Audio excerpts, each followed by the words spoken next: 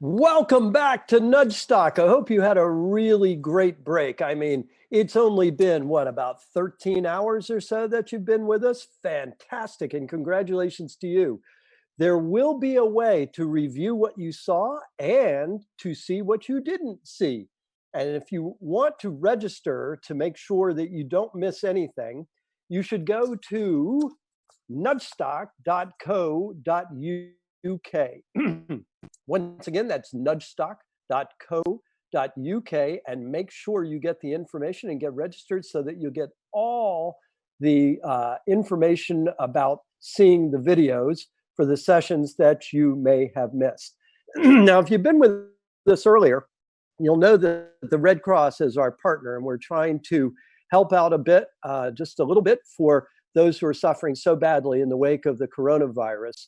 And so what you will see here, reminding you of just a couple of little nudges about how much to give and why.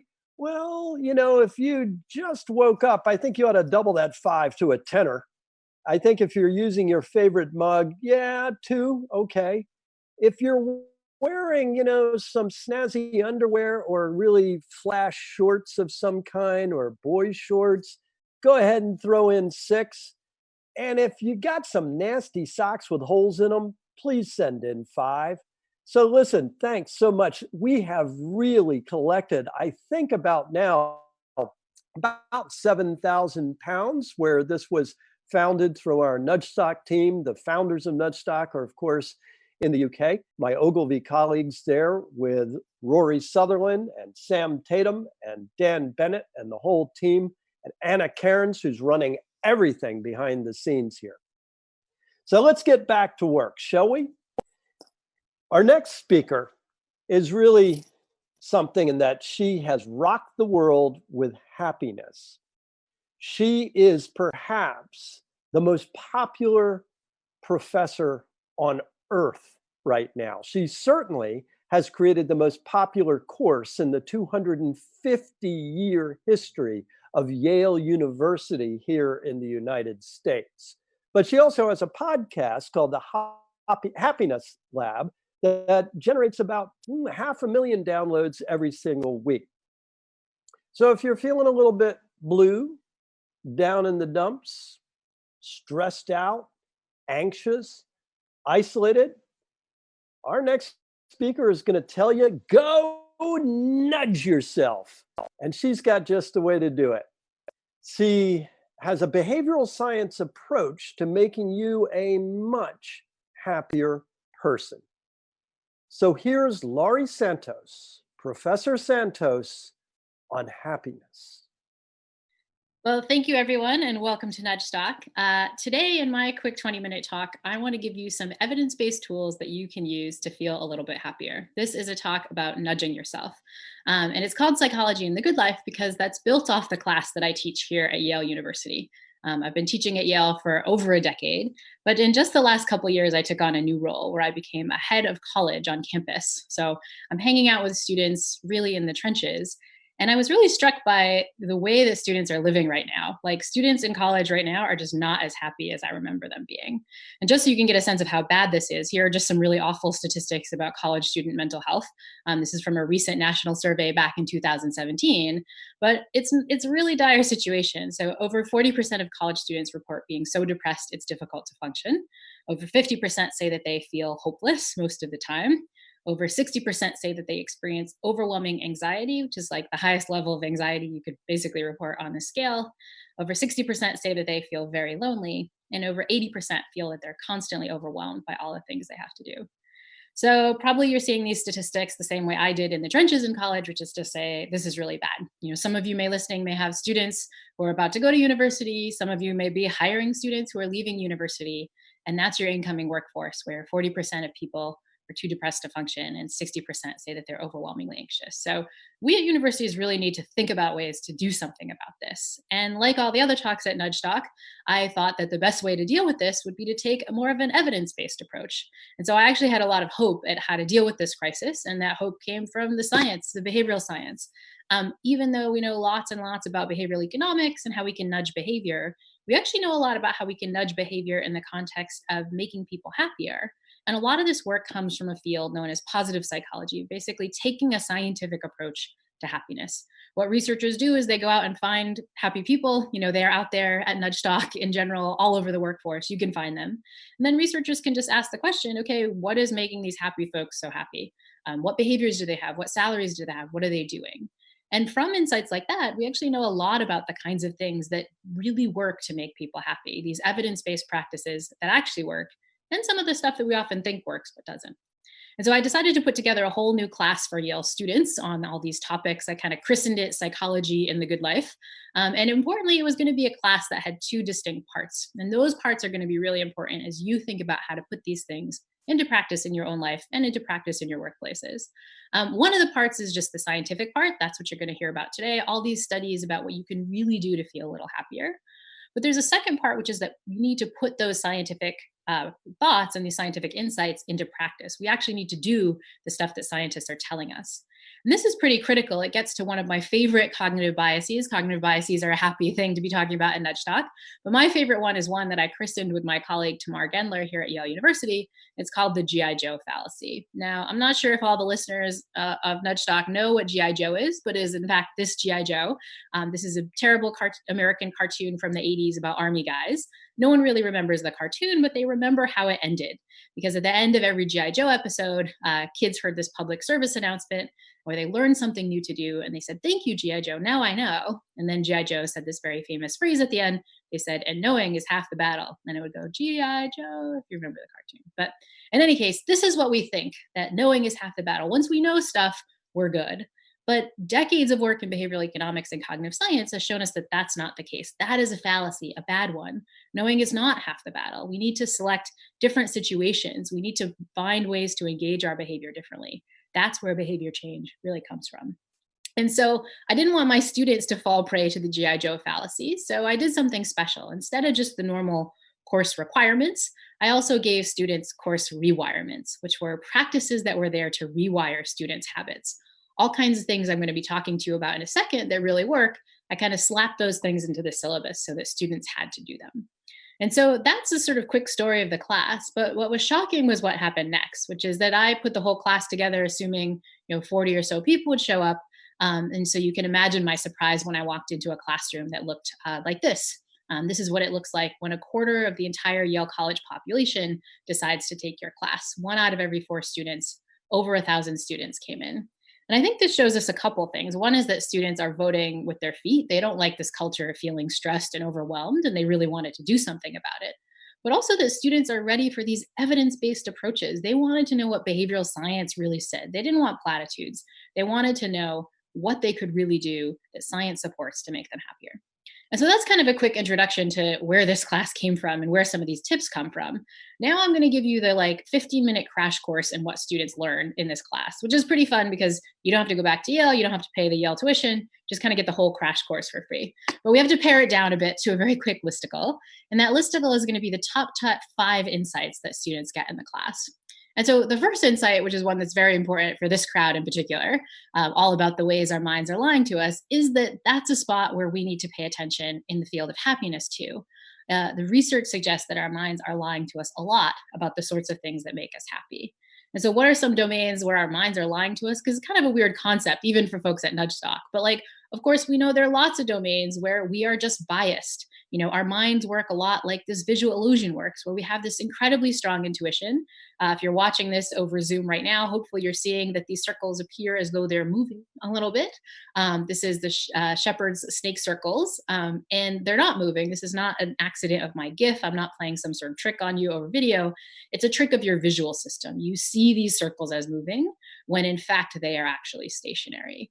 And that's just a feature of our mind. But what the research shows is that this is the case for many domains in cognitive science, but it's also the case in terms of what will make us happy. We as humans have incredibly strong intuitions about the stuff that's really going to work to make us feel better. We double down and we work a lot on those things so that we can get them. And then it turns out our intuitions are completely wrong. We're putting effort into making ourselves happy with features of our life that aren't going to matter for our well-being at all. What are some domains where our minds are lying to us about happiness? Well, the big one is this stuff, money. Most of us implicitly think that if we got a lot more of this stuff, we would be happier. But the data really suggests that that's probably not the case, at least for a lot of the folks listening to this. Some lovely studies by Danny Kahneman and Angus Deaton back in the day showed that in the US right now, if you're earning over 75K, then doubling or tripling your salary isn't going to reduce your stress levels, your negative, your positive. It's not going to increase your positive emotion, and it's not going to decrease your negative emotion. Like, the effect of money on our well-being is just not what we think once you get above a certain range of money. And that's true not just for money, but true of the things that money can buy. Sometimes we think that if we could just get this amazing new house or like a really nice car, we'd feel better. Turns out the data suggests there is a correlation between materialism and happiness, but it's a negative correlation. In other words, the more you actually seek out material goods, in fact, the less happy you wind up being. And so this is something we need to come to terms with in these and other domains. We really believe that there are certain things that will make us really happy, but in practice, those things simply don't make us as happy as we think. And therefore, there's this path to happiness. This is why I start my talk with this image here. There's kind of a path to happiness that we can take. We can create it and nudge ourselves into it, but we need to know the right things to do. And so the question is, what are those right things to do? That's what the rest of the 4 tips are about. The things that we know from evidence-based science, if you do these things, the data suggests you really will get happier. So what are those things? And that gets us to top insight number 2. Top insight number 2 is that if we want to be like happy people, we need to make time for social connections. One of the most consistent findings in all of positive psychology is that social people are happier. Happy people make time to be with their friends. Happy people talk to strangers on the street. All the research suggests this enormous correlation between happiness and being social. But of course, that's just a correlation. Like, is it the case that being social makes you happier? Or is it just possible that if you're happy, you tend to be more social? We need to know causally, like, if you force somebody to be more social, will they get happier? And that's just what a bunch of different studies have done, but maybe not in the way you think. Studies go out and they force people to be social, not with their best friends and family members, but with complete strangers on the street. One of my favorite studies that looked at this is by Nick Epley, who's a professor at the University of Chicago. And what he did was simply to ask folks to try to make a connection. Actually, first he offered them a $10 Starbucks gift card to be in the study, which everyone says yes, because $10 Starbucks gift cards are the engine of all social science research. So people say, yes, I'll do anything to be part of this condition here. And so Nick Epley basically makes people do one of 3 different conditions. In one condition, people are told that they have to make a connection. They have to have a conversation with somebody on this train. Complete stranger, talk with them for a couple minutes. Folks in a second condition were told, across this train line, just be solo. Like, just don't talk to anyone. Enjoy your solitude. Please don't speak to anyone for this train ride. And because Nick is a nerdy scientist, he also included a control condition where he told subjects to just do what they would normally do. Like, whatever you would normally be doing on the train, just keep doing that. And then he tested people's positivity after this. Nick also realizes that people's minds lie to them. And so I'm going to show you the graph that he reports in his paper. But before showing the actual condition, which is the one on the right over here, I'll show you what Nick found in his predicted condition, where he asked a different group of subjects just to predict how you're going to feel in these different conditions. And what he finds is that people tend to predict that this gray bar, the connection condition, that bar is not going to feel really good. It's not just going to be not positive, it's going to be actively negative, even though the solitude and the control condition feel really good. But what does he actually find when people engage with talking to a stranger? What he finds is the exact opposite. It's that white bar, the solitude condition, that feels kind of yucky. The connection condition feels really good. He's now gone on to show that this is true even across different personality types. This actual effect holds for introverts and extroverts. It's just that introverts really predict that talking to somebody is going to be worse, but they actually get a benefit from it just as well. And so this is top insight number 2, which is that we need to be making time for social connections if we want to be like happy people. Happy people have this down automatically. And if you're feeling not so happy, then forcing yourself to kind of be a little bit more social, whether that's with friends and family members, can be quite powerful.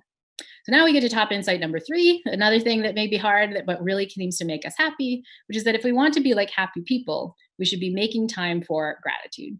Another very standard effect in positive psychology is that happy people tend to be more grateful. They tend to count their blessings in life. And so again, that's a correlation, but can we cause people to be happier simply by making them more grateful?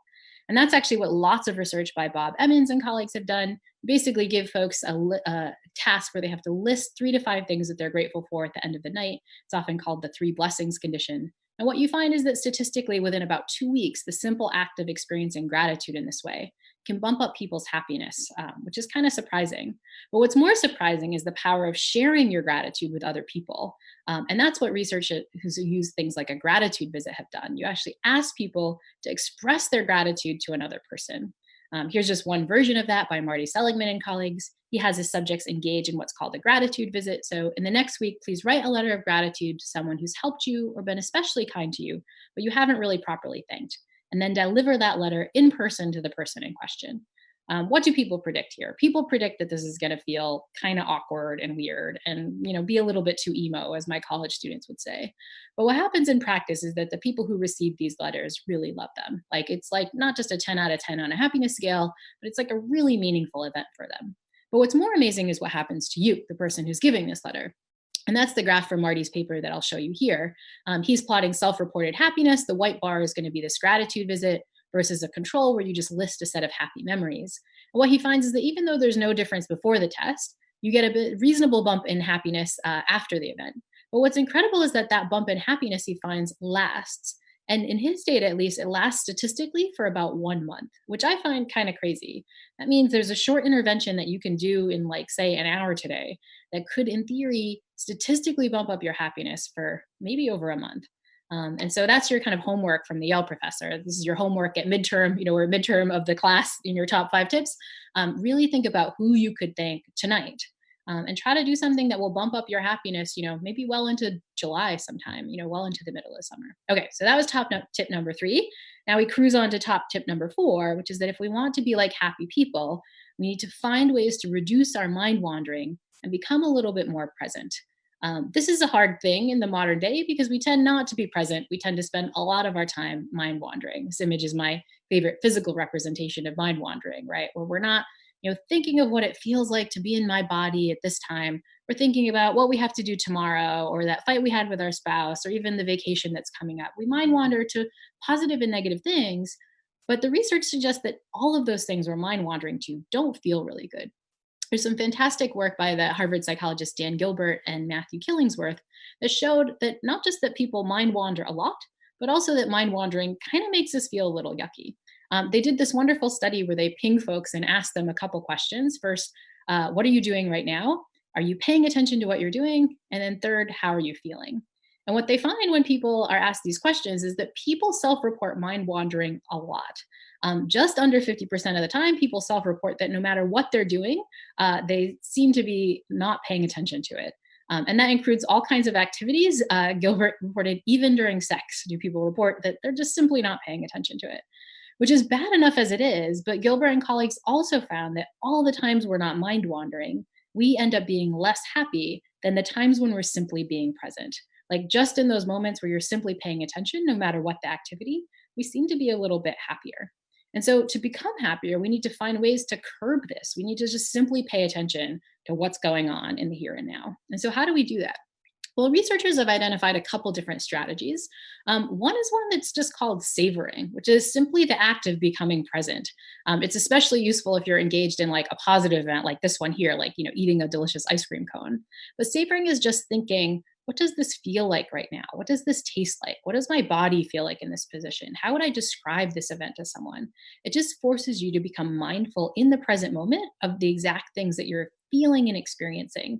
And that can go a long way to making you notice those things, like actively assigning your attention to it.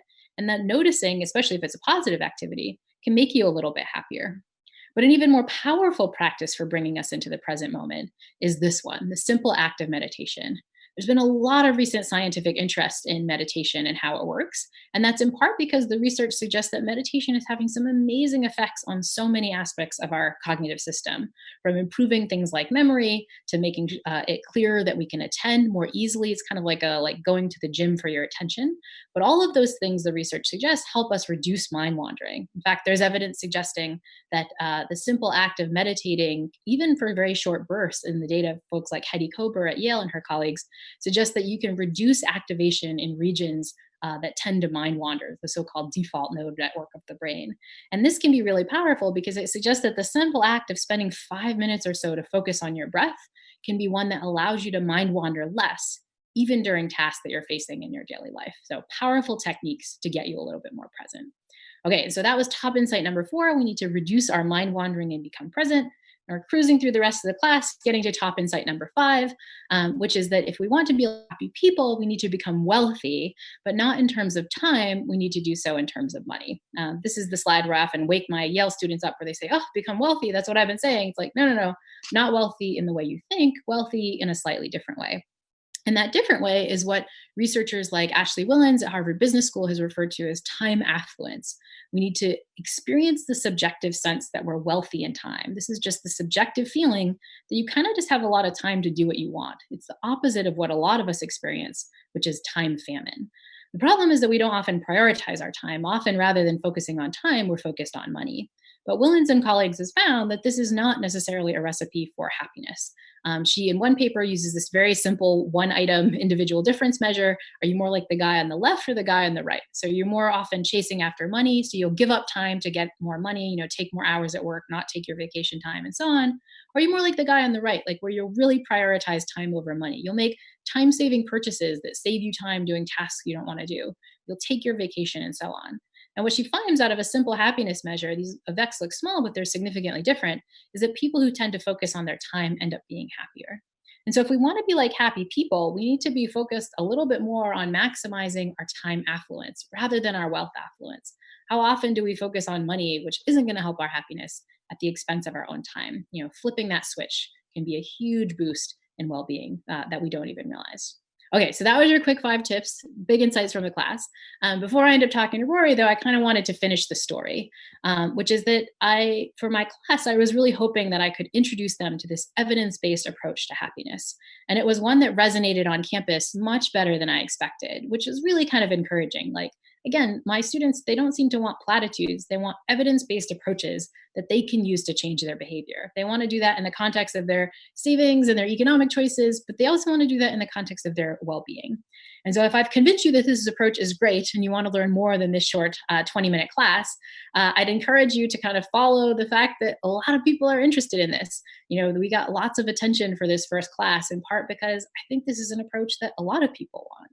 And so if you're like one of them, I encourage you to sign up for the free version of the Yale class that we now have on Coursera.org. It's called The Science of Wellbeing. You can check it out. And if that's not good enough, you can sign up for my podcast where you can get little bite-sized chunks of evidence-based approaches to improving your well-being. And with that, I will end and convince you, I hope, that the road to happiness is possible if you know the right evidence-based strategies. And now you have some that you can use. And with that, I will end. Express my gratitude to the Nudgestock crew, who are amazing to bring this out to all the folks in the world, and to thank you for listening.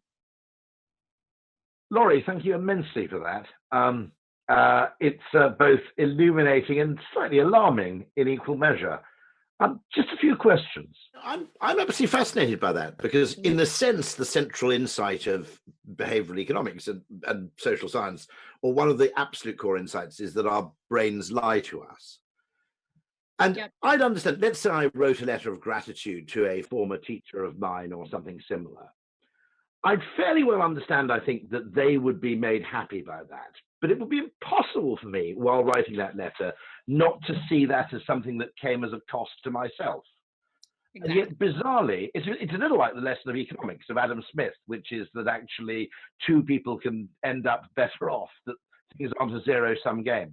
And yet, I can't think of a mindset I could get into where I would actually see my writing a letter of gratitude as a selfish act. I don't mean selfish in the bad sense of the word, but as an act with a benefit to me.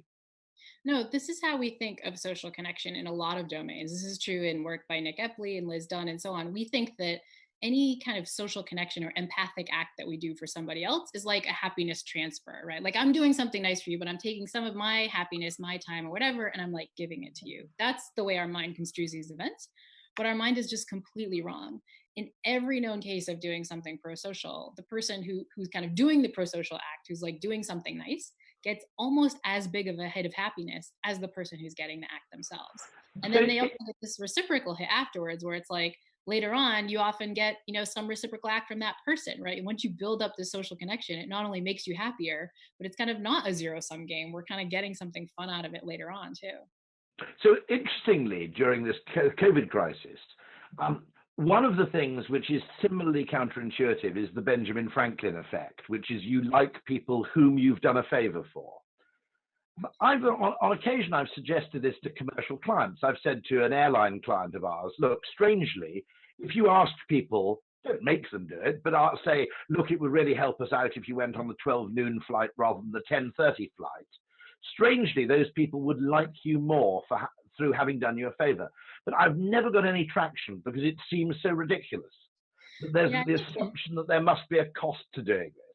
Yeah, I think that's right. And then I think what happens with companies, right, is then they'll say, no, what we'll do is we'll just force people to go on the, 12:10 flight. And that's actually a recipe for disaster. Now that, the passengers hate this company and so on.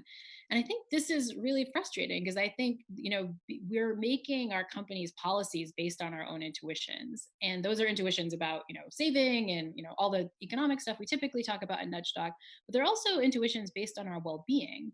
Right. And if we could just get those practices more in line with what's going to work, it would help a company's bottom line. It would help their profits. It would help their customers feel better. And it would allow us to engage in these non-zero sum reciprocal relationships that build over time. Right. Building up somebody's well being makes them feel happier. And then they want to help more over time, too. And so it's another case. I feel like in the positive psychology work, we're at the beginning of where we were, in 1980s behavioral economics with Kahneman, right? Where people are like looking at these things, be like, but like, loss aversion, like that violates my intuitions, like, like mental accounting, like, it has to be two different accounts. And like people are realizing like, wait a minute, we're doing it wrong. The positive psychologists don't have the benefits of what formally behavioral economists did back in the 1980s. And I think that's kind of a problem. But we're really realizing that those intuitions are off too. And if we could better align our practices with those intuitions, not only will we get more profits, but you get folks just being happier generally, which would be an awesome win-win. And I suppose the other thing which your students, many of them must have noticed, is this is a kind of vote of approval for religion, isn't it, these findings? So saying grace before a meal, for example, is an conscious act of gratitude. Meditation arises from, and prayer, I guess, is a kind of meditation, if you think of it like that.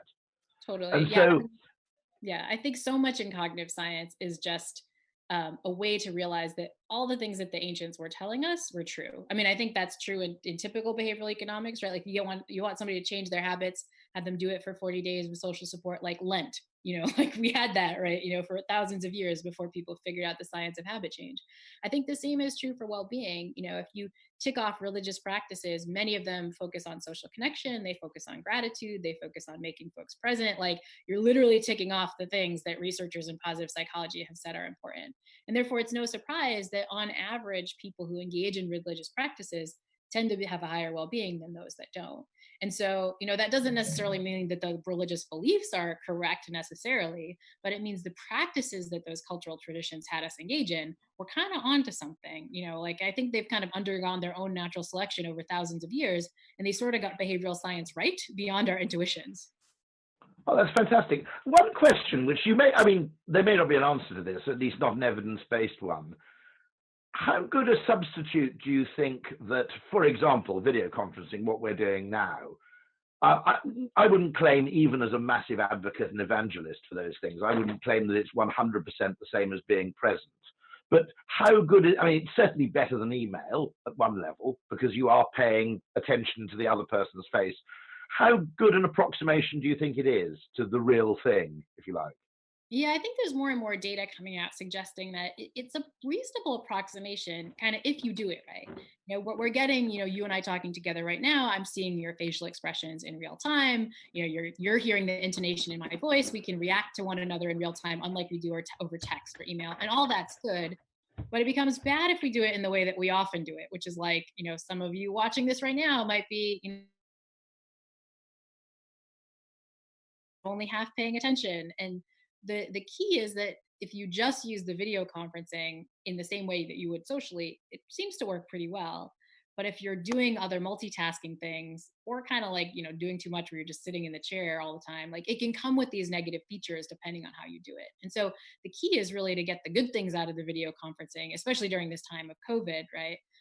But kind of avoid some of the mistakes. And those mistakes would be, multitasking while you're doing it, doing it without any like exercise or moving around, look away from the screen and look up in the world every once in a while.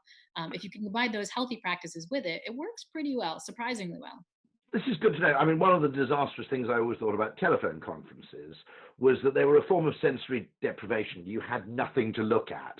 So it was almost impossible for your mind not to wander. I had a colleague who actually took delivery of a flat screen television and mounted it on the wall during a client telephone conference. And so the fact that it's a reasonable approximation, that chimes with my instinct, funnily enough, because I was surprised how good it is at that. Yeah, although I think it has the flip side of the kind of thing you were saying, which is that with phone conferences, there's nothing to attend to. So our minds are kind of bored. We want to do this other stuff. With Zoom, there can almost be too much to attend to. One thing is that we often can see our own image. As I'm talking to you, I can kind of look over at myself and I want to fix my hair. And, that's a kind of thing that we don't get in the real world. But even sometimes some Zoom calls are ones where they're like, hundreds of people are on there, right? And our eyes are used to scanning between facial expressions and taking them in a certain way, not all kind of at once with all the heads on the screen. And so I think these technologies are going to get better and approximate human cognition and human social interaction a little bit more. They're closer than a lot of people expect now, but there's of course still some improvement. And then finally, I suppose taking the first one last, the question of materialism, that materialistic people are less happy. The other finding on this was that there is a correlation between wealth and happiness, but it has surprisingly fast diminishing returns. Is that still borne out in the latest work? Yeah, I think that's right. I mean, again, the nuance is like, where does the diminishing return, cut off? And I think that that's based on like how much money do you need to like put food on the table, put a roof over your head, be kind of reasonable. But once you get there, you just don't get any more of a hit for your extra cash. And that's in part because so many of the behavioral effects that hit our happiness work worst for material possessions, right? Hedonic adaptation is worse for things that you buy that are going to stick around, that you get sort of bored with over time. And the idea is that we could probably get more of a positive hit for our money if we spent it right, but it's not spending it in the way we think. It's not buying stuff. It's, if anything, buying experiences. And it's buying time. Buying time, exactly. Lots of Ashley Willen's work suggests that time-saving purchases can be such a positive hit on your happiness that they're as good for your relationships, say, as having a partner who's a good listener. Having less time, if you don't spend your money on time, it can be as bad as the happiness hit of being unemployed. So buying time is huge. But finally, a lot of what we need to do with our money is to give it away, is to use it to do something nice for others. That seems to be the most positive hit we can have on our happiness. So that's not what we think is like, I'm going to get a huge salary just so I can give it away. But that's actually what the data suggests would work best. That's fantastic. Yeah.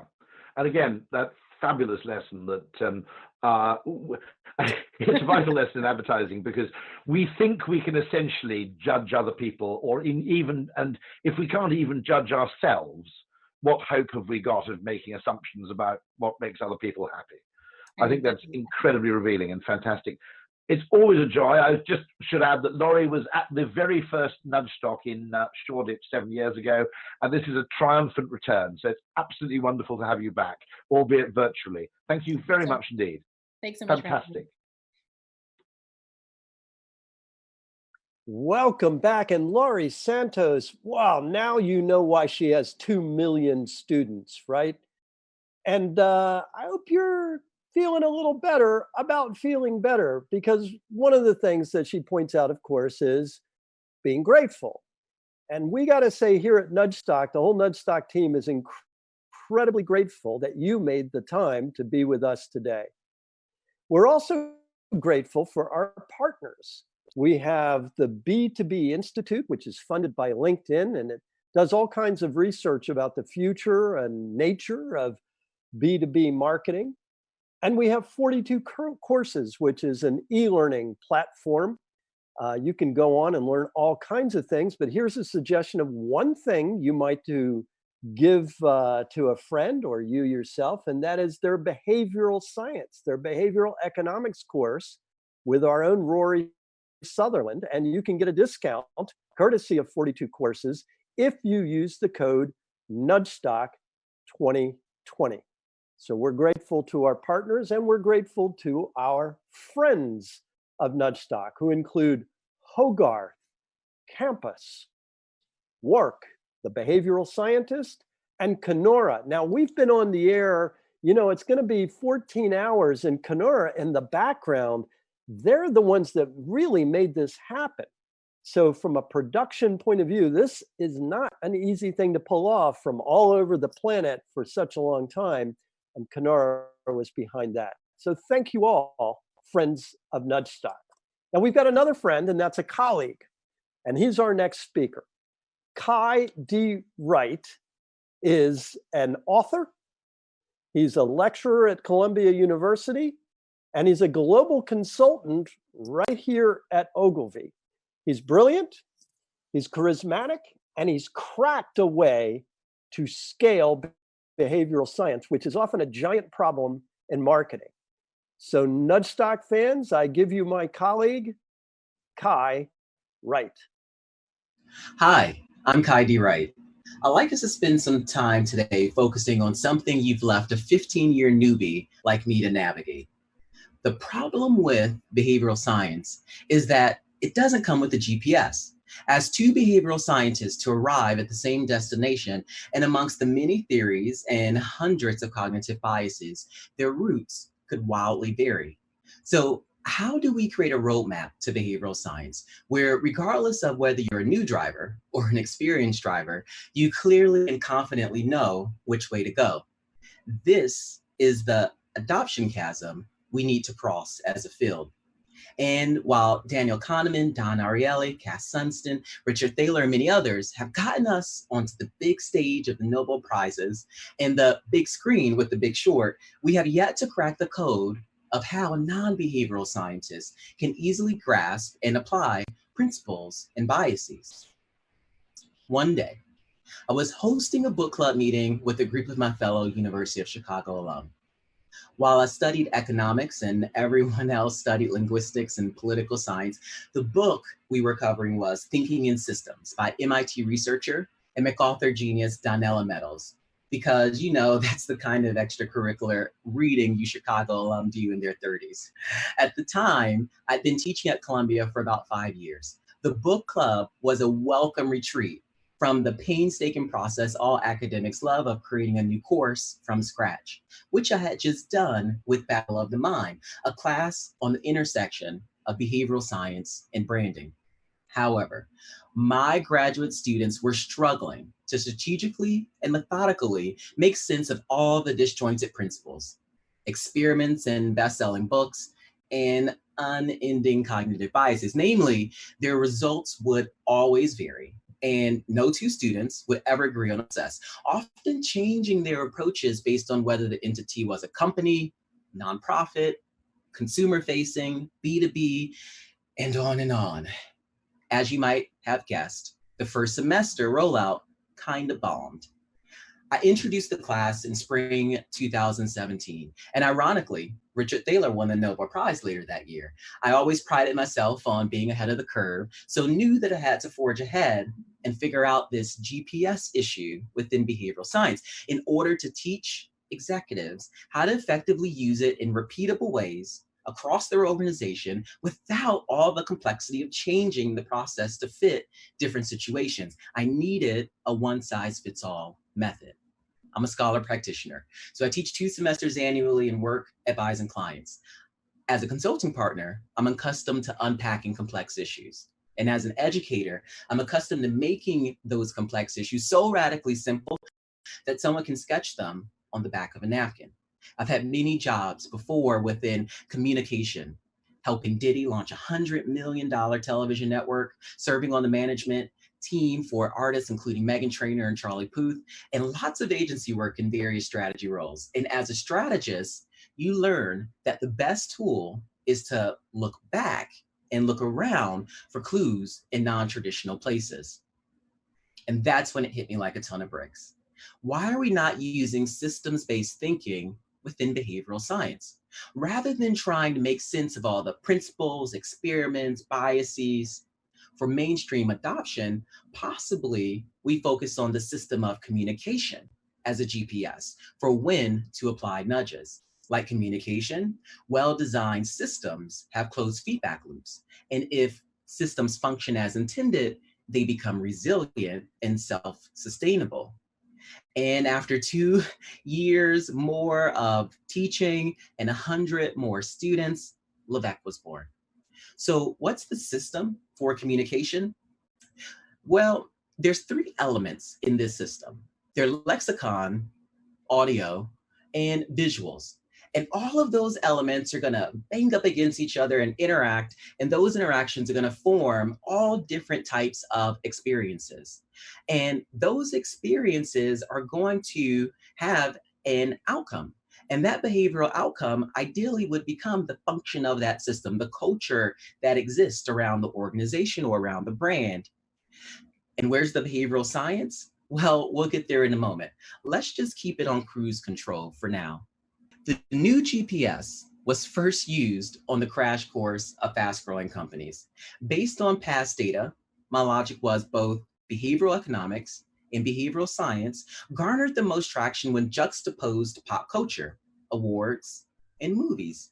And there was nothing more pop culture than unpacking reasons for success among then current fast-growing companies, like SoulCycle and Peloton, to Aldi and Zara. Because I was studying economics at the same school and same time that Stephen Levitt released his tectonic shifting Freakonomics book, I knew that if you wanted to torpedo a social science into mainstream pop culture, then you have to ask a fascinatingly simple question. Mine, how do you grow your brand in a noisy world? That question was addictive enough to earn me a book deal with Wiley within 72 hours. What no one could anticipate was how the deafening noise would be accelerated by COVID-19 as people remained stuck at home, streaming content, and glued to social media. Each week passing is a blur. In a world where chasing operational efficiency now takes a backseat to value creation, companies have to heavily rely on brand to weather the current storm. And the brands that were winning through double-digit growth years ago didn't seem to purposefully have a behavioral science strategy, but rather lucked out from striking a perfect chord among a specific community through their communication. Simply put, they resonated. Well, buckle up, because we're gonna go on a quick tour through each of the 5 parts of Levesque, starting with lexicon, the part that produces all of the words that we use, actually about 7% of communication. You can think of this in marketing as all that copy that's getting put on pages and in advertisements. And on the web, you can think of this as all those keywords, such as SEO strategy. And like knowing the password of a speakeasy and knocking on it and coming in, the goal is to strike a chord with the right language with the community. So the objective of finding lexicon triggers is that they're both identifiable and common within a community. All right, we've arrived at our first stop on this journey, and I hope you're hungry because I'm ordering us 2 animal style double doubles. Anyone on the West Coast of the United States out there? If so, you know one of my favorite farm-to-table chains that rivals McDonald's, In-N-Out. And for those of you that just want the password, animal style double double just means a good old-fashioned hamburger. Although not nearly the same size, the sun-soaked Cali-bred In-N-Out chain punches well above its weight class through strong branded vocabulary for menu items. Why? Because we tend to chunk information. We tend to group things in pairs of 2 or 3, and we tend to look for keywords. And many brands are benefiting from striking that chord. When those keywords start to trigger an emotional connection, then they become branded vocabulary. And over time, the community of users, consumers, clients, and beyond tap more into and invest more emotion into that secret lexicon. Branded vocabulary works best when you take a mundane moment along the customer journey and make it distinguishable through word choice and or delivery style. Or as my friend who studied linguistics at UChicago would remind me, paralinguistics. Oh no, we're late. Everyone else is boarded already. We have to make sure we go. Just made it. Okay. So Southwest Airlines, I mean, over 20 consecutive quarters of growth. They're probably the gold standard in terms of fast-growing companies. I mean, we've all been on this customer journey of pre-flight safety instructions being said by stewards. The FAA mandates that it happens on every single flight. We tend to tune out. Yet Southwest Airlines creates a really memorable experience because they empower their stewards to use humor. They use a differentiated delivery style in order to resonate. By allowing their flight attendants to tell jokes, the airline elevates that mundane moment that we all tune out into a memorable experience that leaves the customer with a positive feeling for the brand and a bonding moment among the new community of passengers. Finally, we've taken off a moment of peace and put on our headphones and just tune out for a moment. Let me turn up the volume.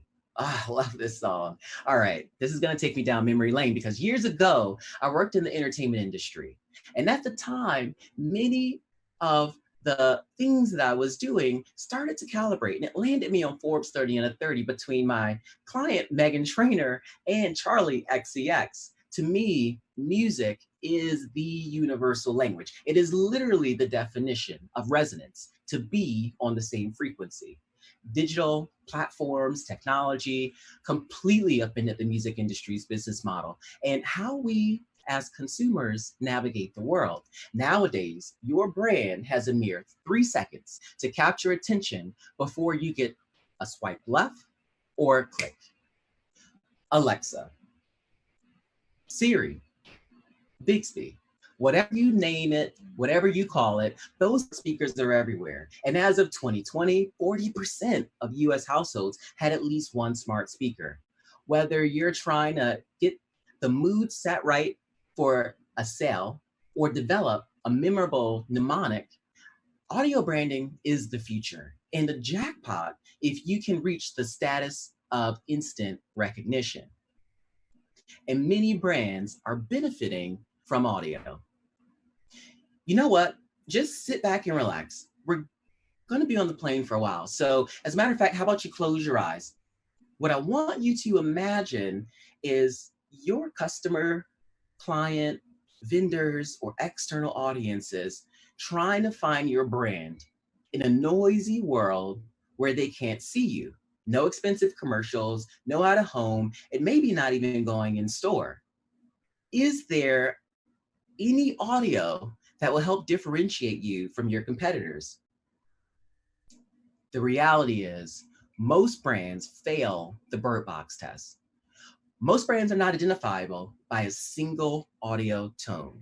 As audio nudges and sonic signatures rise in popularity, along with hands-free devices, the ROI will continue to grow. All right, just a few minutes before we land.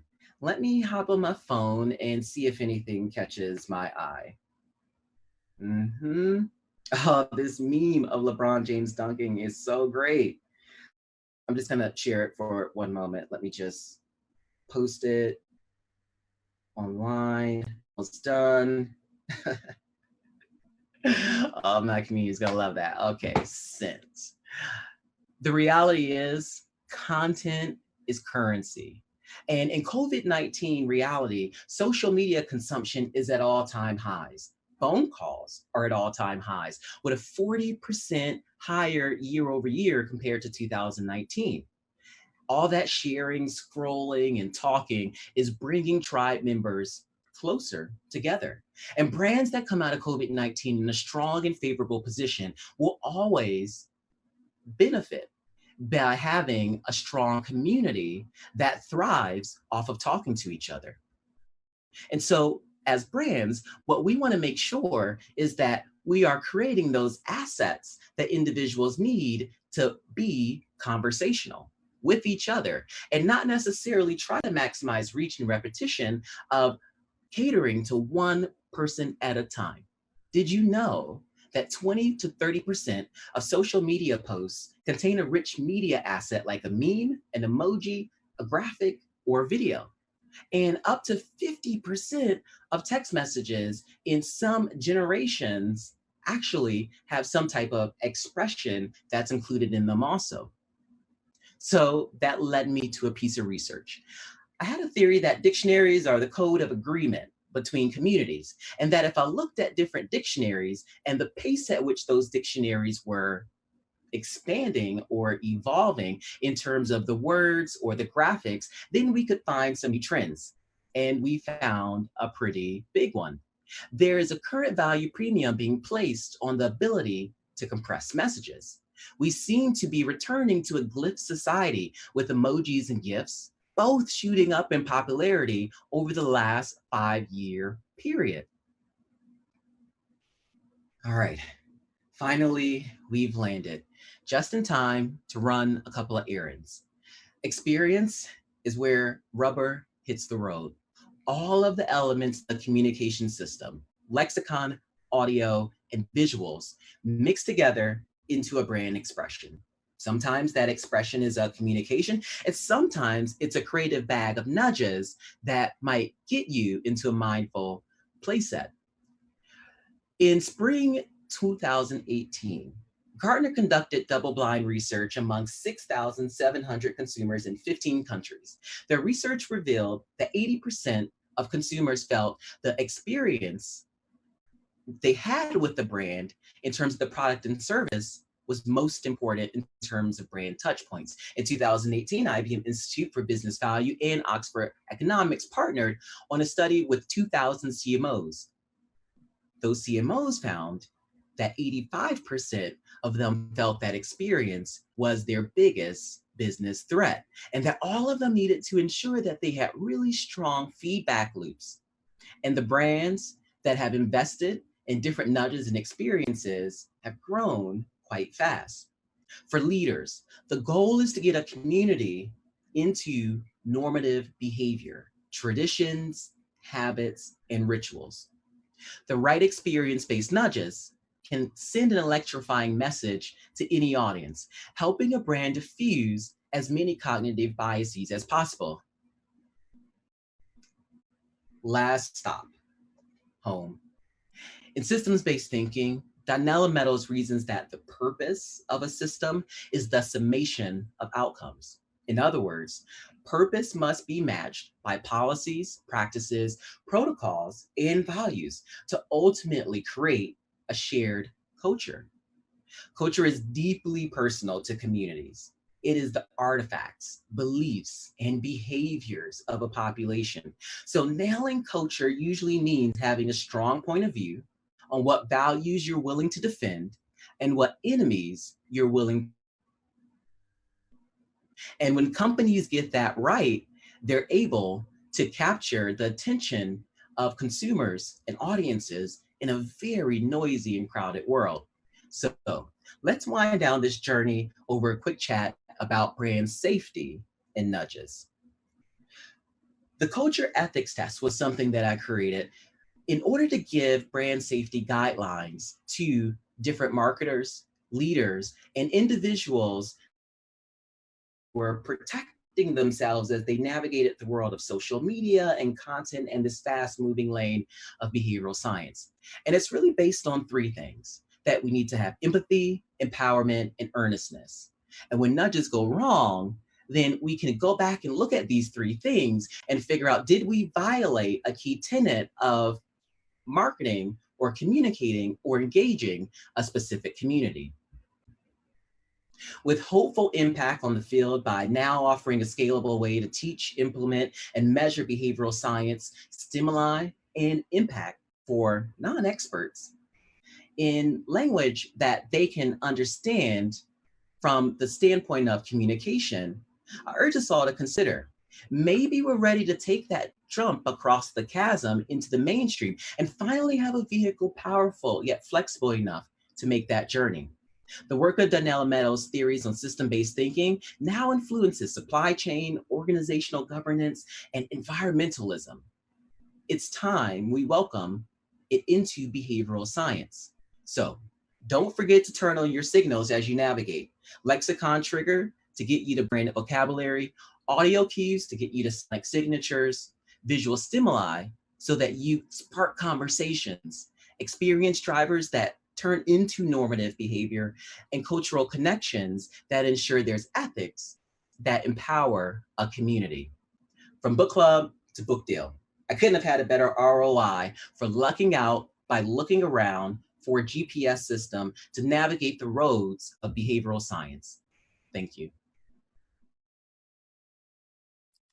Thank you, Kai Wright, for helping us understand how to follow the feeling and your Levesque model, something that everybody can be working on to scale up.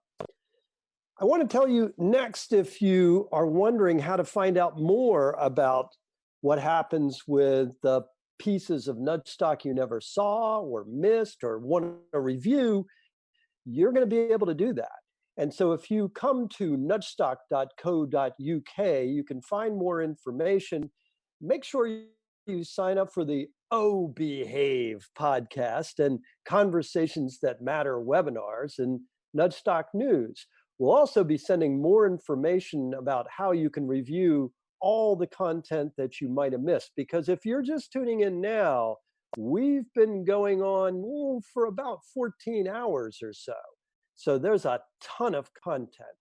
We thank you very much for watching so far, and there's still some great stuff to come, including an encore performance by Dan Predictably Irrational Ariely. But right now, I'd like to introduce you to a colleague of mine from Paris, Beniot DeFleurian. And Beniot, you know, he has a couple of cases that might lead you to suspect that behavioral science has a subspecialty in urination. Let's find out from Beniot. Bonjour à tous. Very pleased to be with you today to talk about a common creative passion that behavioral science and French have in common for urine. I lead the behavioral science practice of Ariely Consulting in Paris, and as my colleagues across the world, we are fighting for a truly creative application of behavioral science. So it felt natural for us to attack the challenge of public urination. Think of the flies of Schiphol airport urinals, probably the most famous nudge in the world and probably the most creative one too. Think of the brilliant intervention that Indians came up with to fight against public urination, sticking ceramic tiles of gods on walls. Who would dare to pee on their gods? No one, of course. Now about the French. Who would dare to put his signature on a urinal and declare it's a piece of art? Marcel Duchamp did it, and his masterpiece is considered as one of the most influential works in the history of modern art. More generally, French love their freedom to pee in the street.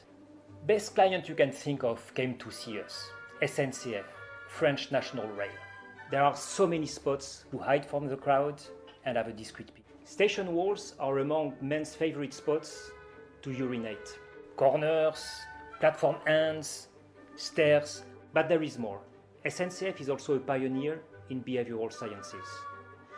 They have created a nudge unit more than 4 years ago, and they feel they are ready to tackle the public urination issue. 35 minutes northwest of Paris, the Gare des Mureaux is considered as a particularly problematic station, especially one wall outside of the station. Men pee next to the entrance station workers use when arriving in the morning.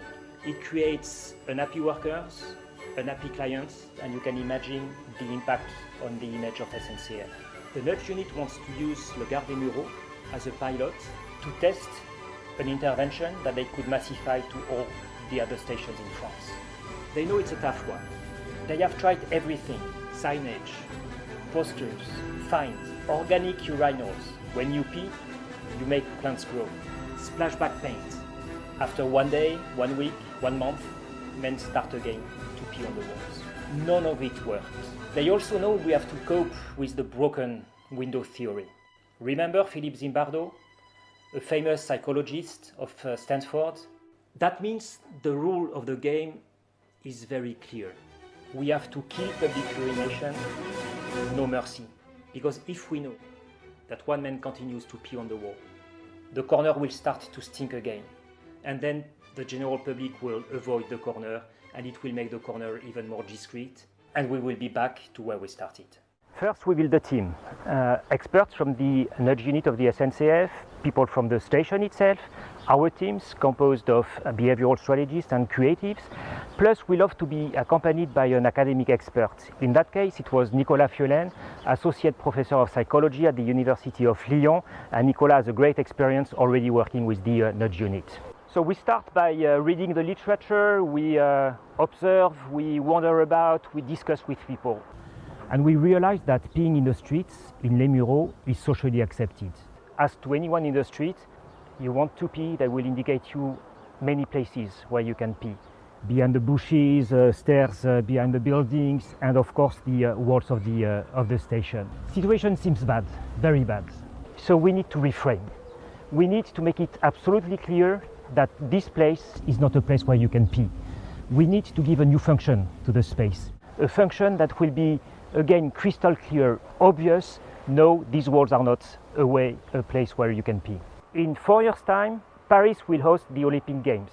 So we will create a mini running track for kids with a timer so that they can beat their records, and with a public, an audience, so that they can really think that they are running in the Stade de France. And when the kids are not around, you still have the public watching you, straight into the eyes, or rather under the belly. Believe me, it's a strange feeling when you want to have a discreet pee. Scientific literature depicts a similar case in Montreal. Junkies had made Berry Square their favorite square in town. They changed the name to Parc Émilie Gamelin. They planted some trees, they added some giant chessboards, and families took back control of the square. No more junkies. In fact, what we do here is bring back social norms, social control. We remember to everyone that you don't pee in front of children, you don't pee on a children's playground. So we decide to add a third layer of psychological creativity. When you are a man and you have an urgent need to urinate, you are irresistibly attracted by corners. It's not by chance if, in French, toilets are called petits coins, little corners. So would there be a way to erase corners? Of course there is a way. We will use lots of circles, round shapes, anamorphic design to create optical illusions. And at the end of the day, the corners will seem erased. Now we feel really confident, and so does SNCF. It's time to prototype and to test. Prototyping is rather easy, except that we don't have a lot of money, and SNCF loves so much the idea that if it is successful, they would like the intervention to stay for 3 or 4 years. It's not anymore what we call a prototype, but this is the brief. Measuring was a bit more complicated. We wanted to know exactly the number of acts of urination. So we had to invent our own solution, our urine detector. The combination of a humidity sensor who will record the presence of liquid on the wall and of a temperature sensor who will differentiate rain from urine.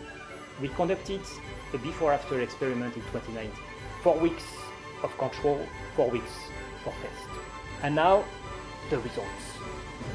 During the control period, 147 acts of urination are recorded in total.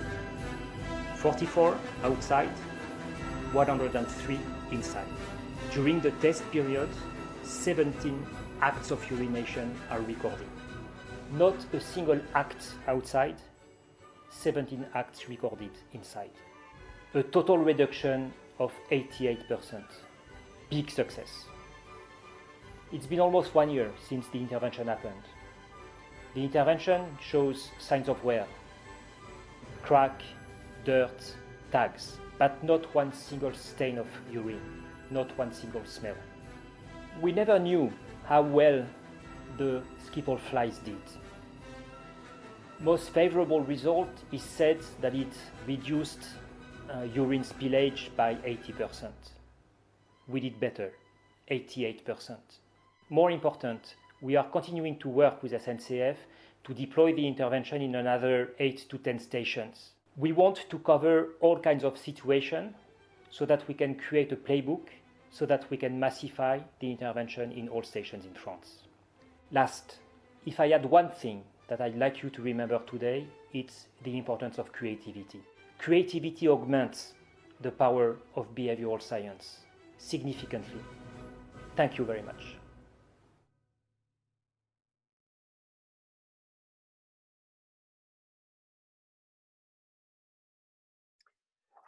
Listen, leave it to our French colleague, Beniot DeFleurian in Paris, to turn something so ugly, so crass, into something beautiful. Well done. I think he has a certain expertise, perhaps. I'm not sure. Well, at this point, we want to thank you for the donations that have been coming in, but we're almost there, really. We have partnered with the Red Cross, and we've got about 7,000 pounds, which is about $8,775. It's all going to the Red Cross for COVID victims, their families. And we just would like to prompt you now, if you look, if you are still in your PJs, I think we got a level of $11 penalty on you to go ahead and contribute. If you're doing a little bit of unconventional snacking, think about sending along $7, or if you're even thinking about food, well, kick in a $9 pledge here. You can do that by going to nudgestock.co.uk and look at your festival kit, where you can find all the links there, including how to follow the follow-ups for all the materials we'll be coming out with, including the recordings of everything you're watching. Now, our next speaker wants to torture you. Well, not really, but Evan Hanover is an anthropologist who takes things away to find out what really matters to you. So here's Evan Hanover from Conifer Research. Hi, Nudgestock. My name is Evan Hanover. I'm a director and anthropologist at Conifer Research in Chicago, Illinois, and I want to thank you and everybody at Ogilvy for having me here today to talk a little bit about deprivation research. Under any circumstances, this would be a great opportunity. Nudgestock would be a great place for me to speak with you about deprivation. It's a method that hinges on removing key components of people's routines in order to understand how they might respond and react to change. And it just so happens now, at this very moment, COVID-19 has placed us kind of all in the world's biggest deprivation study. We're being forced to rethink and rebuild our routines at all levels, from the morning coffee that we like to have made just so on our way to work, to the workplace itself.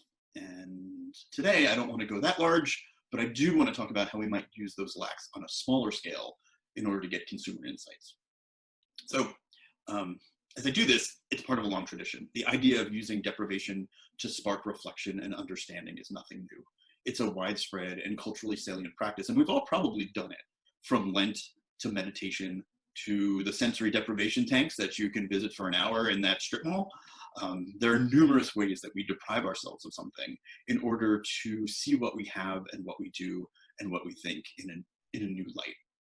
And the question then becomes, why use this at all? We have plenty of methods at our disposal to gain deep insights. I, for one, am an anthropologist, so ethnography holds a special place in my heart. We go out and do ethnographic immersions, interviews, and observations. We go into people's homes, maybe accompany them to a store or a place of work, and we learn a lot. We're able to unpack their behaviors and be done with it. We get our insights and we are able to define our opportunities. But for certain experiences, you need to go further, and that's where the need for something like deprivation comes in. So we can, as in the picture that is on this slide, focus squarely on the engagement and the people at the center of that picture. The people in sharp focus in the foreground can show us what they're doing and share how they feel. At Conifer, we specifically use deprivation for other kinds of behaviors, ones that are highly routinized, when we may not focus because the things that people are doing are rote. They don't need to think about every step in detail because they do it every day and they like it that way. And so when we come to talk about these behaviors, the ones where we're on autopilot, people really struggle to articulate the reasons why the details of those experiences are important to them, why they choose to do the things they do.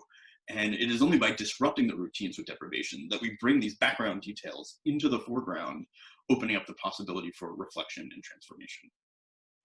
So when we create this void artificially in people's routines, they naturally seek to fill it. And we capture really sticky data for our clients as we watch them do it.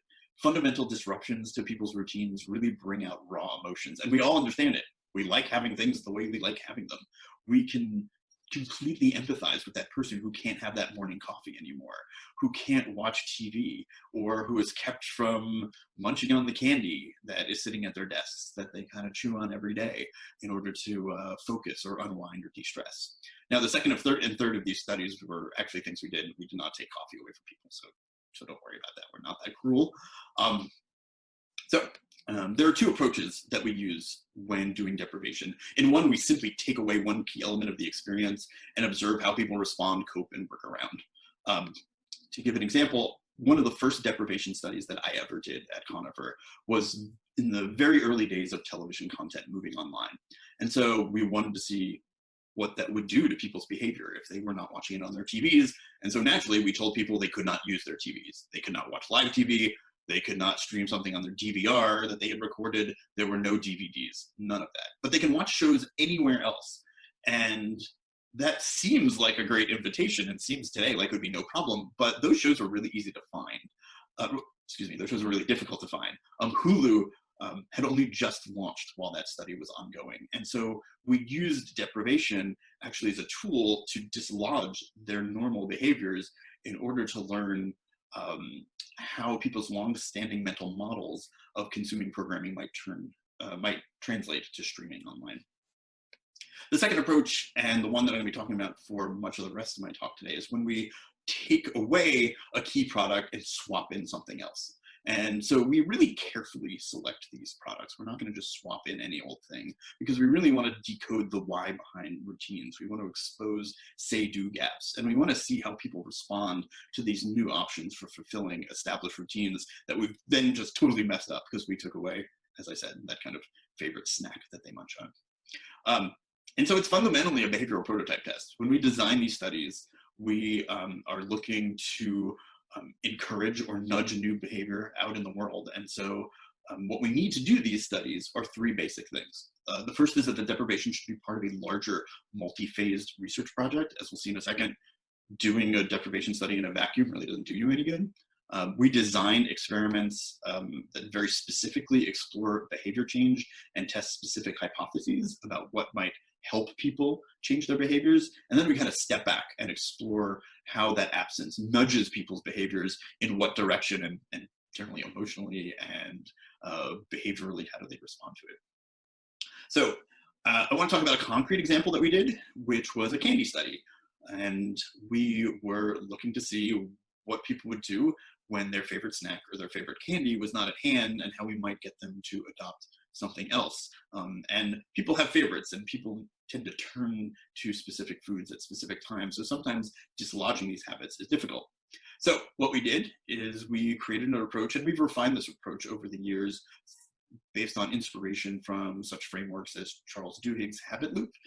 In the first phase, we established a baseline. We asked people to record their eating habits in remote diaries. So whenever they ate something, they told us what they ate, where they ate it, with whom, and then any reflections they had on the choice itself.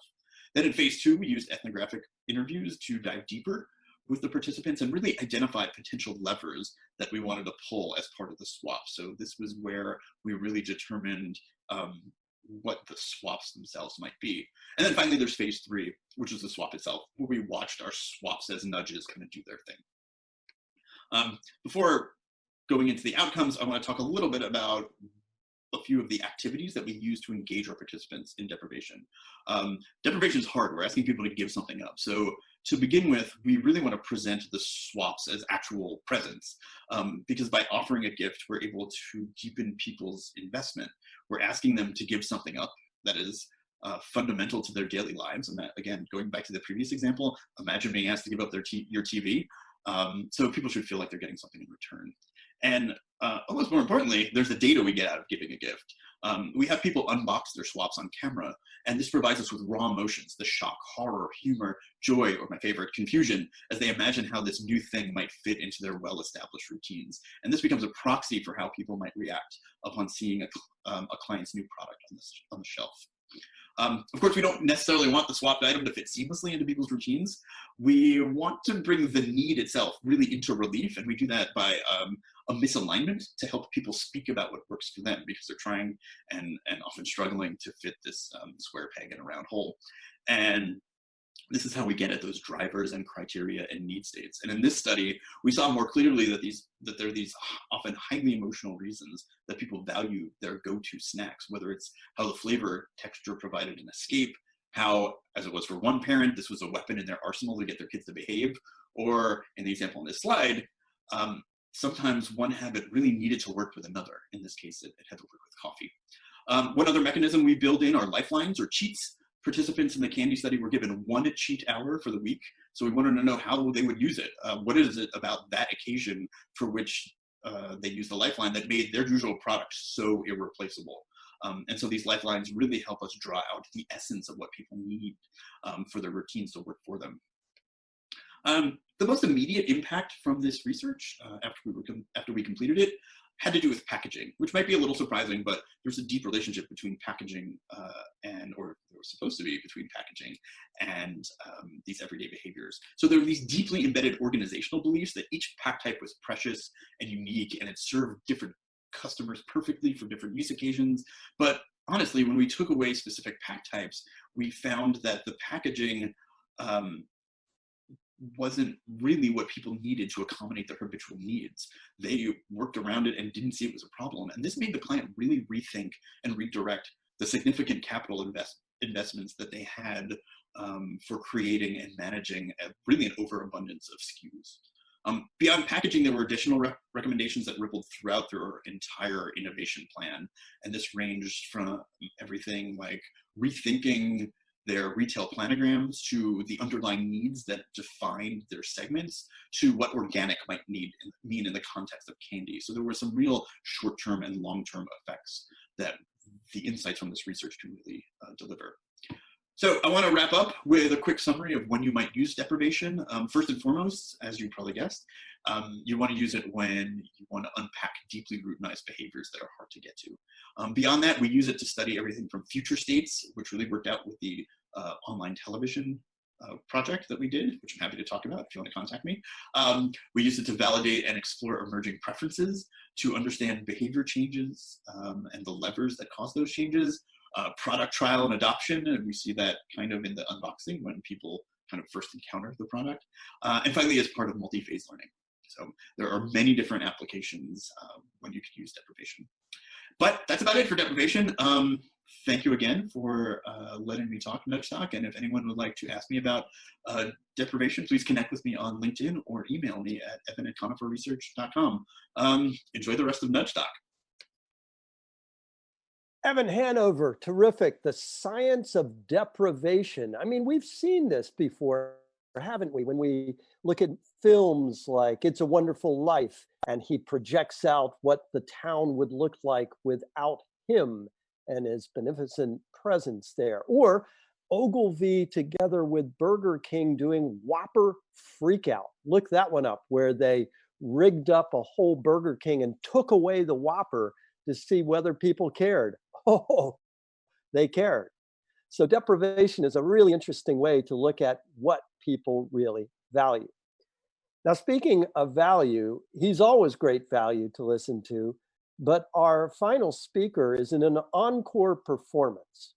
Dan, predictably irrational Ariely, is back, and he's going to talk to us about the behavioral science of life in pandemic times. And right after this, Rory and I and Sam Tatum and Dan will have a recap as long as they're all still standing.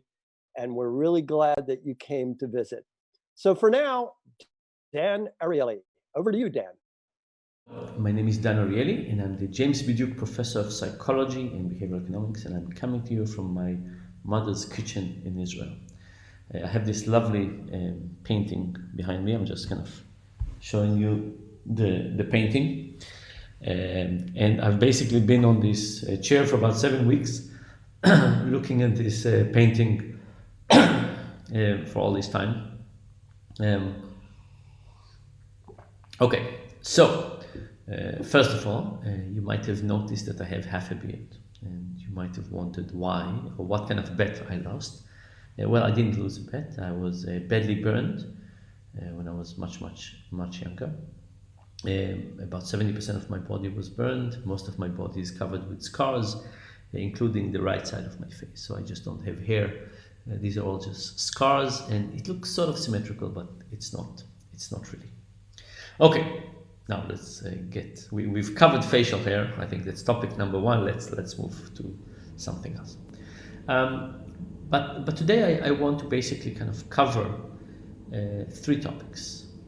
Why did we react so strongly to the corona crisis? Why is it so bad?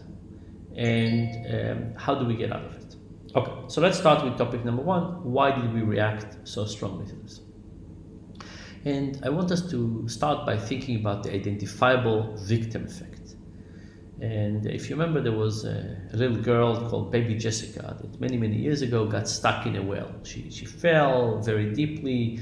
She was stuck there. It was a very narrow place. It was very hard to take her out. It took more than a day. And she was covered on CNN, and the person who eventually took her out, his picture was on a Time magazine as the person of the year. Amazing story. But it turns out that she got more coverage than Rwanda and Darfur put together. How come? And the reality is that one cute little girl stuck in a well is really pulls at our heartstrings, right? We're really attached to that, and we want to know what happened, and we wanted to save. And when the tragedy is very large, we don't feel the same. Or think about another story. Imagine that you're going to a job interview. In 15 minutes, you have a job interview. It's the job interview of your life. You dreamt about this job, and you're sure you'll get it. If you'll just get the job interview, you'll get the job. They promise you. It's the final interview. You've done 10 of them. It's the 11th interview. The job is basically yours, and you have a new suit, and new underwear, new socks, and new shoes, and you're so excited. And you're walking over a bridge, and as you walk toward the end, you hear a cry, and you look from the side of the bridge, and you see a baby drowning. Now, if you jump to save that baby, no job interview, you lose your job, 100% sure.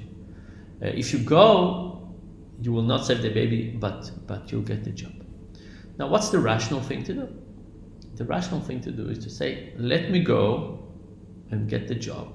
This is just one baby. I'll get the job, and I'll donate 10% of my income for the rest of my life to missions that save babies' lives. And by doing that, I'll save lots of babies. I mean, it's very cheap to save babies. Like, why spend all this amount of money, all my future income and my happiness and so on one baby? I can save many babies in the future.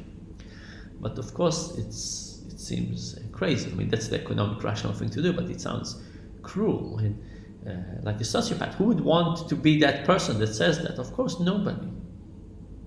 So what we do is we jump, we save the baby, and we give up a lot. Now, why am I mentioning this about corona crisis is that we have this image of people dying, that we could prevent it, and we also have an image of people dying without air, choking to death, without respirators, without ventilators. And that's just unbelievably painful for us. And because of that, because it's so painful, like the baby drowning, we do a lot of things to protect it. Now, the corona crisis is very sad, and certainly it's horrific that people die, but people die a lot for all kinds of reasons. If you came to Earth from another planet a year ago, and you said, these Earthlings, how much do they care about people who are old and sick? And you would look at, what do we do? You would say, not that much. They don't seem to care that much. There's not good hospitals for the elderly. We don't do preventative care. Medications are limited. We don't seem to care that much. All of a sudden, if you came now during Corona time, you say, wow, these Earthlings really care about people who are sick. Now, why is this inconsistency, right? I mean, in regular days, we could have spent on an average year another trillion or $1 billion, or we could spend all kinds of money to make people's lives better. But we usually don't care. All of a sudden we care a lot, right? We're gambling the whole economy on this. What happened? And I think that the analogy to the identifiable victim effect is very much there.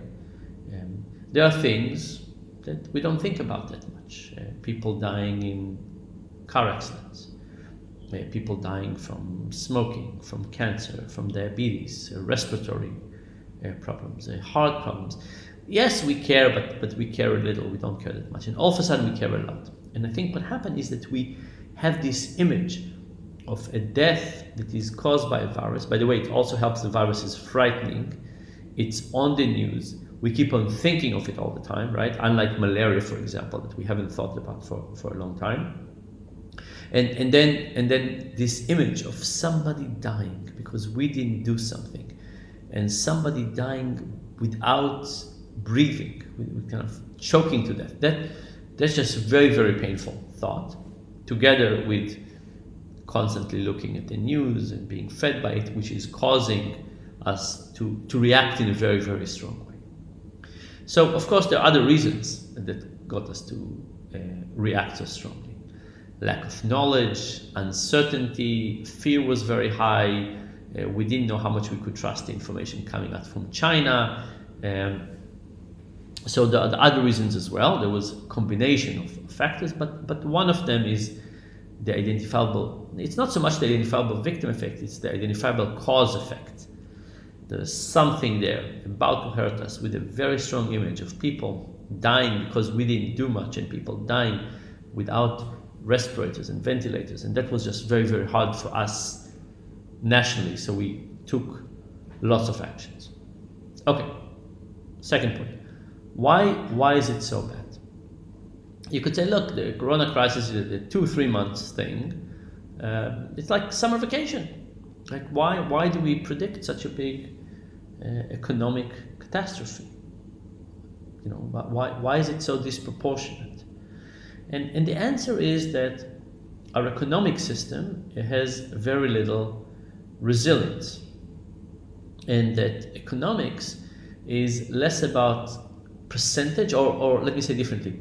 The model, I think, is a bit more like biology, is that you have a tree, and the tree yields fruit, and as long as there's enough water, you get fruit. And if there's not enough water, the tree is not providing you with a proportional amount, there's zero fruit, or dramatic decrease. So imagine we have a bookstore, and every day we sell 100 books. Do we make profit on all 100 books? No. Maybe we break even at 90 books, and the last 10 books give us profit. But if we sell 98 books, we lose money. So what happened is that every day we sell 100 books and we make a little bit of profit. All of a sudden, Corona comes. Do we sell 100 books? No, we sell 0. Now, every month we accumulate debt. We make 0 income. And what are we going to do with this debt? We were barely living. We only made money on 10 books, right? We didn't save that much.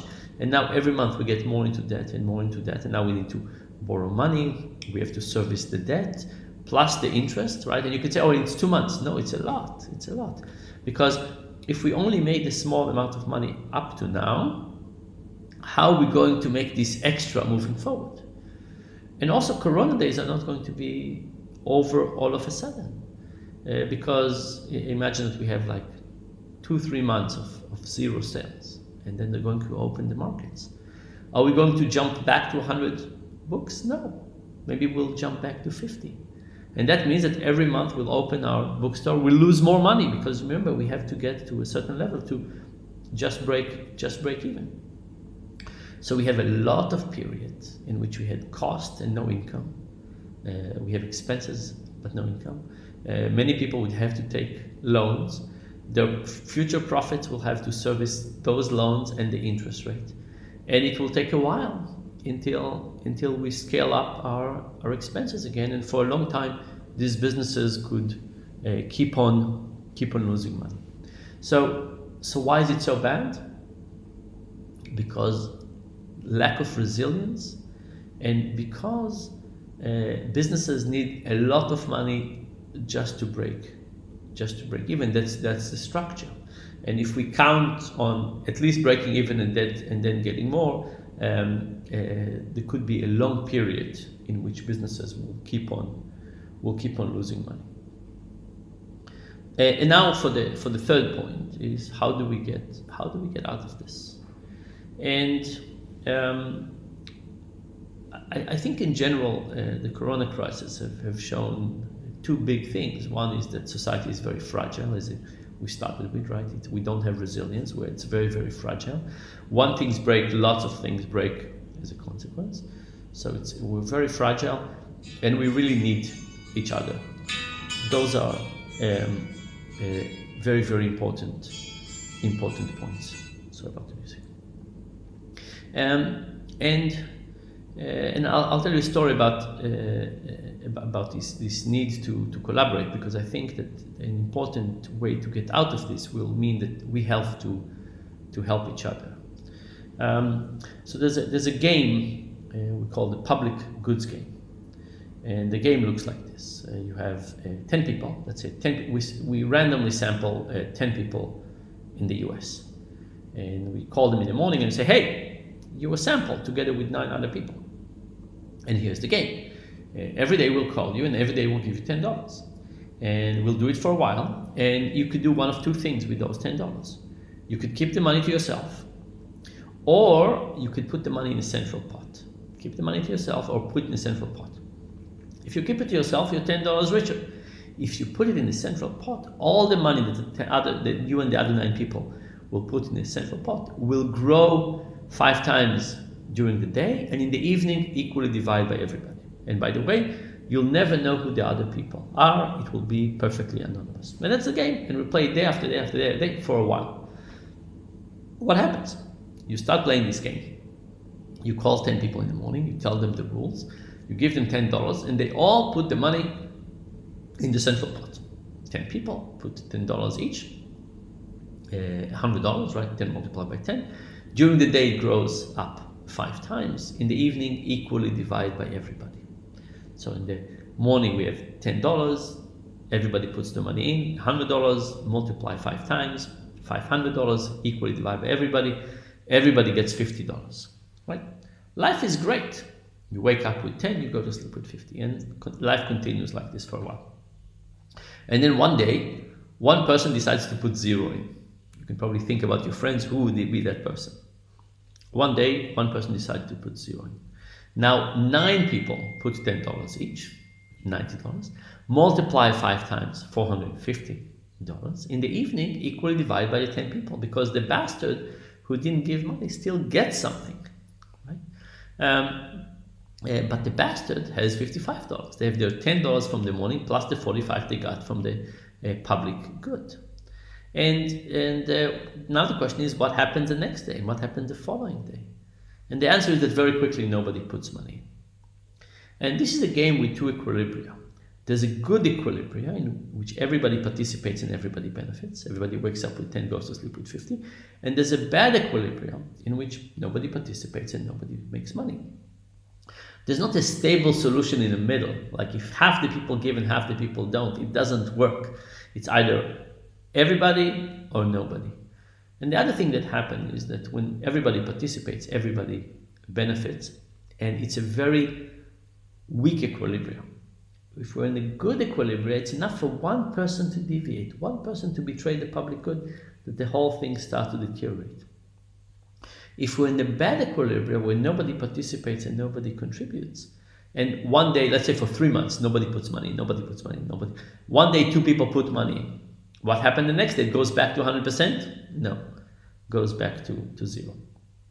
And the reason I'm giving you this metaphor is that this metaphor of the public good is really the kind of things we can do together, right? Separately, we can't build roads, and we can't build hospitals, and we can't invest in research and clean air, all kinds of things. We can't do it separately. If we each were an island, we couldn't do all these amazing things. We do them together by pooling our resources, right? And that's the metaphor for the public good game, is we put our money together, and the reason it grows is because we can do things together that we couldn't do separately. Hospitals, really, really important. Clean water, really, really important. Can we do it separately if we each lived in a different place? No. We have to pool our resources together. That's the first point, is we have to help each other. And the second thing is that if some people defect, some people betray the public goods, the whole thing collapses. And I think this is one of the keys for the economy, is that the government is going to inject lots of money in, and I'm personally not worried about the banks. I think they'll be fine, and probably airline companies, but the small businesses around us are not. They're not going to get enough money from the government. There's not enough money that the government could give those small businesses, and it's our job to keep it alive. And we have to realize that we all need to contribute. We sometimes think about our economic environment as we're being in competition. Oh, I want to pay a little bit less for coffee, or my local grocery store is a little too expensive. Why aren't they as cheap as the big one? But the reality is that we're not in competition with those. We are in a symbiotic, collaborative relationship. We want them to stay alive. My life is better off when my local grocery store is open, and when my local coffee shop is open, and even the art gallery not too far from me, even though I don't buy much from there, is important. Is important to me. So the question is, are we going to get together and help each other? And I don't know. It's a real question. I mean, there's a risk that we will all be a little stressed and try to keep the money that we have and not want to spend it. And of course, then we will make the problem larger and larger. It will take longer and longer for businesses to get into break even. Or we might create new rules for ourselves and say, let's go out. I can tell you that in our lab at Duke, we pick a local business every week, and everybody in the lab, we're only 50 people, but everybody in the lab spends $100 on that business. And sometimes those businesses are closed, and we just say, here's $100 from $5,000 from all of us, and we'll come and buy merchandise in the future.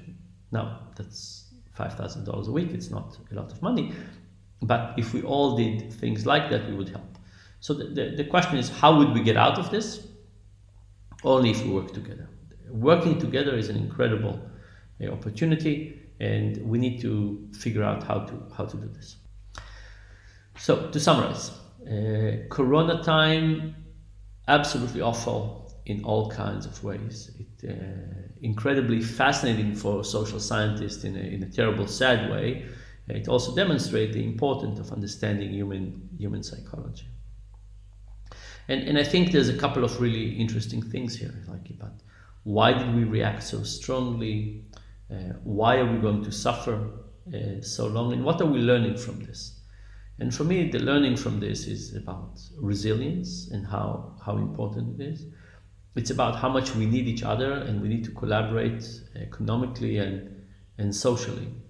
And it's also about how do we need to rethink our institutions in order to basically teach ourselves that we need to be less afraid of life, and over time, hopefully, go back to our less anxious self. And with this, I will end here, and I will just say thank you. Congratulations, you made it. 15 hours. Got to be a world record, the world's largest behavioral science festival. And who's responsible for it? Let me introduce you to them.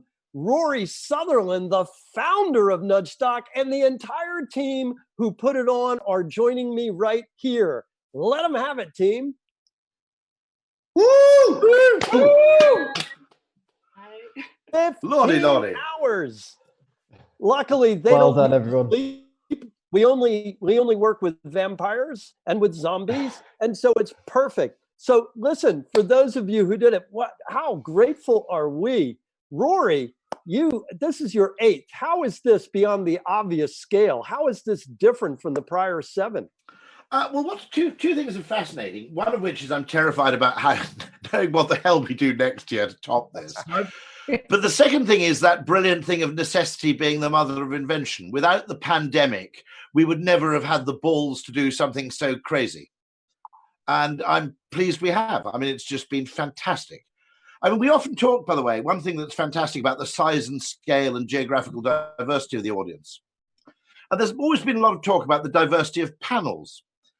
And I always worry about that because you occasionally get a very diverse panel and then you look at the audience and it looks like the front row at the Nuremberg rally. You know, it's kind of zero diversity. You go, what's the point of that? If the audience are all having to pay £300 and it's limited to, you know, what is really a tiny sliver of the geographic and economic and demographic population, what's the point? And so this ability just to go completely free has been, I think, absolutely magnificent.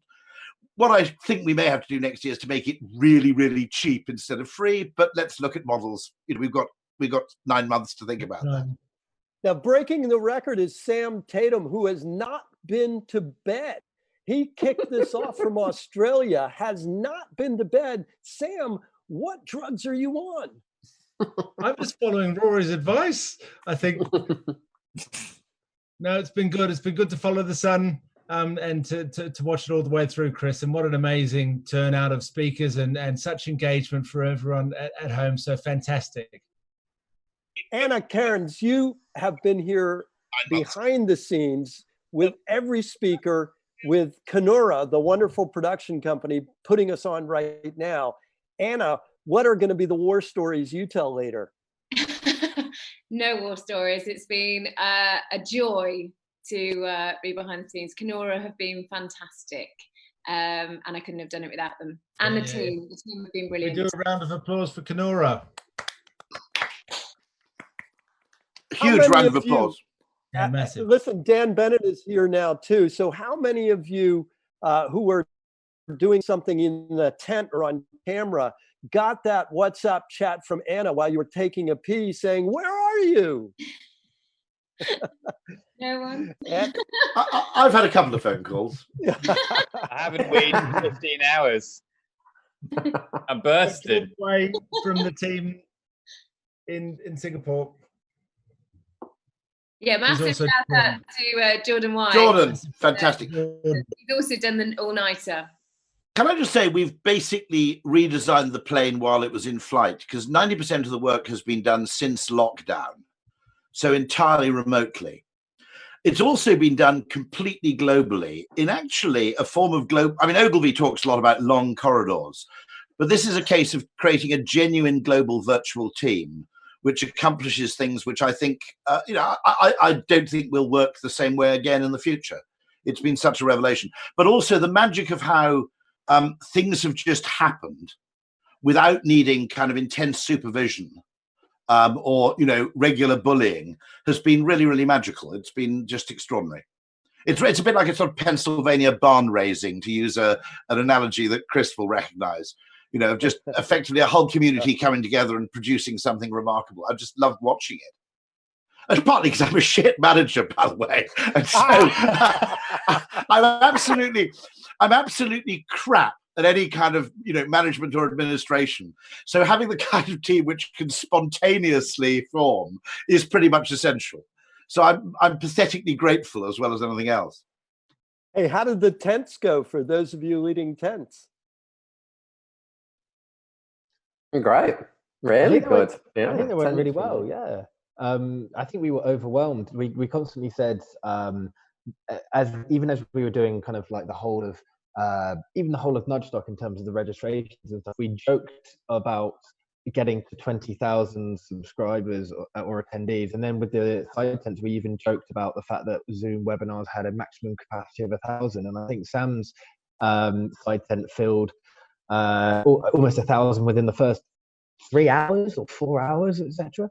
So all of our jokes we've actually had to follow up on, which we've kind of been overwhelmed and a little bit scared by. But I think the important thing is that Dan Bennett said that he would do a forfeit if we reached more than 20,000 subscribers. So I think we reached about 35 odd. So I'm not sure what he has to do then, but that will be Nudgestock number 9. Is it time to roll the Dan Bennett ice skating video? Yeah, I think so. I'll do it live for you right now. Nice. Well, over to this is TV. This is live TV. Over to you, Rory, for the last words. You guys are spectacular. Thank you for inviting me in to help and participate. It was really great. You do amazing stuff. And you make, what's really important with any field of science is to make it fun. And I'll tell you, the whole feeling I had was you were not only smart, you made it fun. So great job. Well, huge thanks to Spencer as well, who's off screen, and to you, Chris. And also, I think the other thing is I've never experienced information overload to the level I have today in terms of valuable, usable information. And it's a good thing that we're on a Friday, because I think I'm going to use part of the weekend just rewatching a whole series of sections, which I think you can do if I'm right. They're on you. Anything streamed live to YouTube or LinkedIn is there in perpetuity, isn't it? So that's a worthwhile message. If you missed something because you had to go to the loo or the Amazon man came or whatever, I'm pretty sure you can go back to LinkedIn or go back to YouTube, and it's effectively there for good. So I'll be revisiting.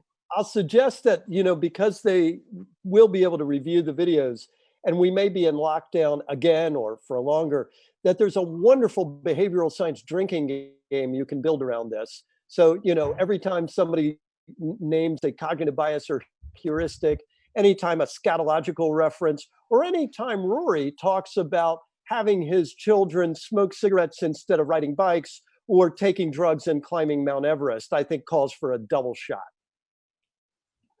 We've got Ella joining us, I think. Is that right? If you can let Ella in. Yeah. I'm not sure where Kimberly is. I've tried Where's to call Kimbo? her. On sleep. We also had an idea before this of playing Nudgestock bingo, which was what were the most likely things to happen during Nudgestock that kind of happen every year. And I think one of the ones that we noticed was somebody presenting the social norms Powell study, Rory vaping, and F-bombs being dropped without warning. So I think we got to a full row of bingo even without actively playing it. Nice. Well done, gang. Thank you, everyone, for watching. What a pleasure. We'll do it again. We'll do it again. Thank you so much, See you everyone. next year. See you next year. See you next year, everybody. And thank you very much for coming. It's been fantastic.